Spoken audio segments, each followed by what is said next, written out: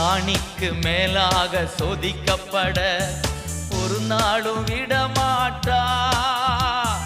ராணிக்கு மேலாக சோதிக்கப்பட ஒரு நாளும் விடமாட்டா. தாங்கிடும் பலன் தருவார், தப்பிச் செல்ல வழி செய்வார். நீ தப்பிச் செல்ல வழி செய்வார். கலங்கிடவே வேண்டாம், கலங்கிடவே வேண்டாம்.